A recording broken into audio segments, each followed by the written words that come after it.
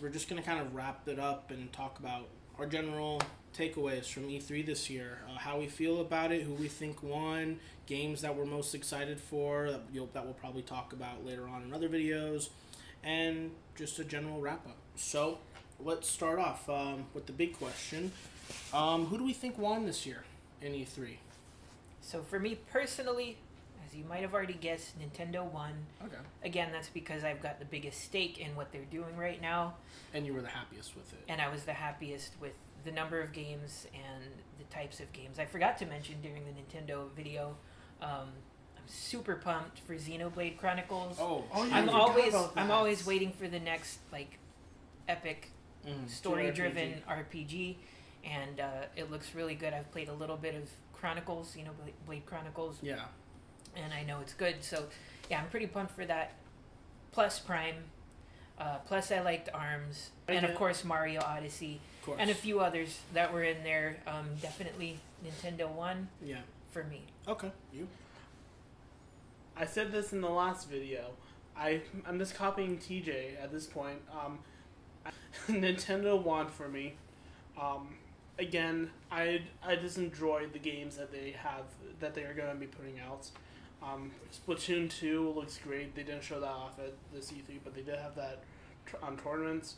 The Yoshi game, Mario Odyssey, of course. They just have a lot of games that I'm personally interested in for this year.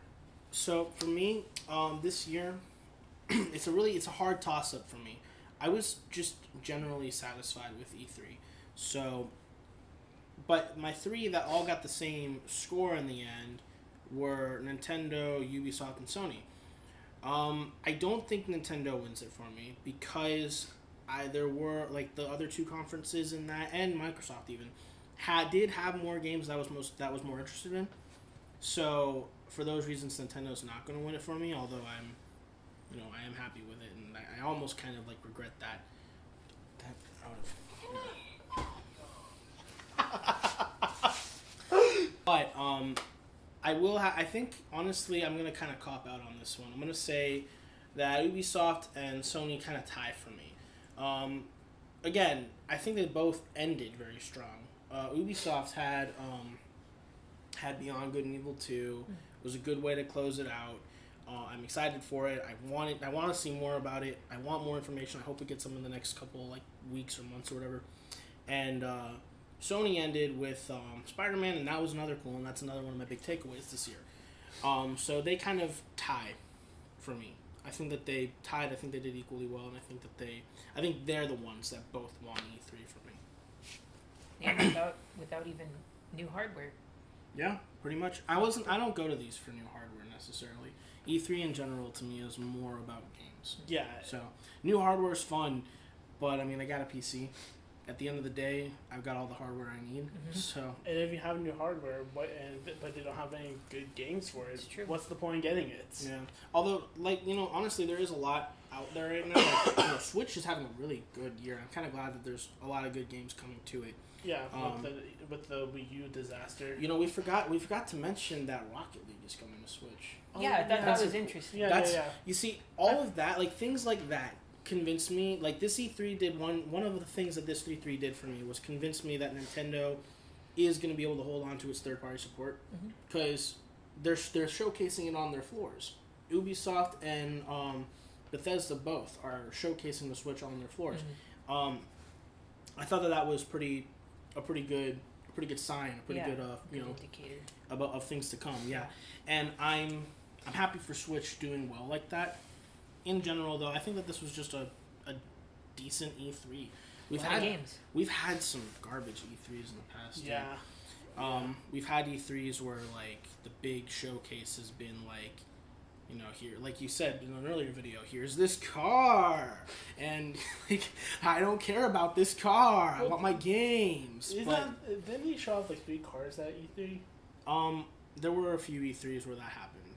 Where I would actually there was one E3 where Microsoft came out and showed off a car after showing us like nothing. Or no, this was EA. Came out and showed off a car after showing us like nothing but sports games that I just wasn't interested in. I literally turned off this. I got up and left the stream at that point. Yeah. So, but that was a couple years ago. Like I said, I think EA actually had a pretty good presence this time too. Really, everybody. Yeah. I think everybody did fair, except for Bethesda. Yeah, except for Bethesda. I'm genuinely disappointed in Bethesda with this E3 conference. Maybe next time. I'm hoping that we're gonna get more next year. Yeah, me too. I hope that we get some new IPs or just some new titles. Like, we don't necessarily need new IPs, but I do want to hear about Elder Scrolls. Like not online or Legends, like real Elder Scrolls. Yeah, like Elder Scrolls 6. 6? Yes, I think so. Yeah. I wish that they would just give us more information about that. Honestly, and I get it. Bethesda, they don't come out with a whole bunch of games every single year, so they don't necessarily need to have these conferences. So but if they're gonna show up, that's what I'm saying. Like, at least show us a trailer. If you don't have a whole lot to show, and if you don't have a lot of new interesting titles or a lot of new interesting games, then just don't have a conference. Just spread your stuff out amongst the other people.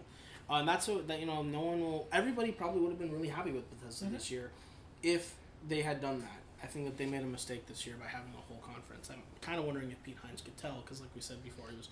But other than them, decent E3, a lot of games. What are some of your guys' biggest takeaways this year? Just like I already said, that there actually will be games for the Switch. Will be games for the Switch. Any big titles that you're particularly interested in? Probably I'm most excited for Xenoblade. Okay. And very close second, Prime 4. What about Anthem? Are you interested in Anthem? I'm very interested. As far as non-Nintendo games, that's probably the most interesting to me. Anthem might be my biggest takeaway, I think. Mm-hmm. I'm really excited for that. We might have to do like a speculation video or at some point on that, because I think we're all. You were interested in Anthem. I'm interested in it, but not extremely excited for it. I have to see more to actually. Because it could go the route of like Destiny or The Division. Yeah, it reminded me a lot of Destiny. Yeah, it did. But Destiny 2, we forgot to. But it does look better. There's something to mention. Destiny 2, I did want to say, Destiny 2 is trying really hard to convince us that it's all about story this time, because every single piece of marketing I see with that is focusing on like a character, or is like focusing on story, versus before where they were focusing a lot on the gameplay and the exploration and multiplayer. Stuff. And the multiplayer,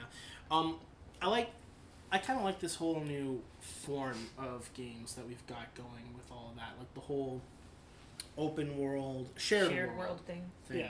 I think it's a good way to go about it. I like being able to play my games on my own if I want to, and not have to share with people, because I'm not very social. So, we could tell. Well, Anthem is one of my big takeaways. Detroit Become Human is a big takeaway. How about you?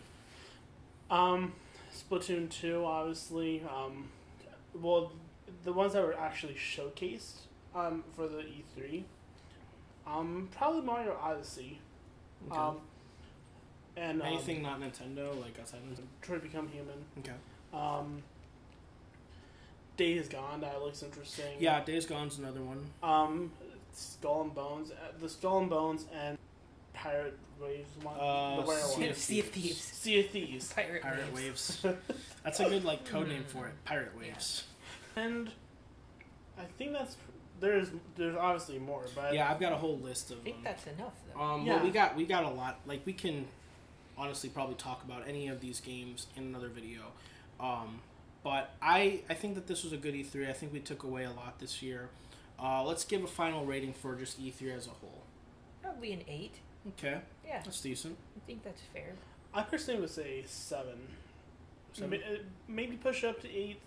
You're just trying not to copy TJ again. Yeah, that's what it is. Yeah. Okay, fine. I'll give it an 8. Give it whatever you want to give it, bro. I'm really leaning towards a 7, but maybe it'll push up to 8 if the Yoshi game is really good. I think it will. I think I'm gonna give it an 8. Because there were a lot of things that that I enjoyed this E3. I actually had fun watching the conferences. I didn't cringe at any of it. It wasn't disappointing. Yeah, and there was actually good stuff, giving us release dates. There are a lot of years where they just come out and they say, here's this game, and we're not going to tell you when it comes out. And this year, exactly. This year, just about every game that they talked about had a release date. So that's a good thing for me, and that gets me some extra points. There wasn't really anything disappointing except for Bethesda. So when you put Nintendo, Ubisoft, and Sony together, and you combine that with the fact that EA actually had a pretty decent presence and Microsoft had a pretty decent presence, and the only disappointment was Bethesda, I think it earns an 8 for me. So good E3. There you go. Yep. There you go. All right, so that wraps up our E3 discussion 2017. If you want to check out any of these other videos at any point, we'll have some annotations at the end of this, and we'll have another video out for you next week. So until then, I'm TJ. I'm JP. And I'm CP. We'll see you next time.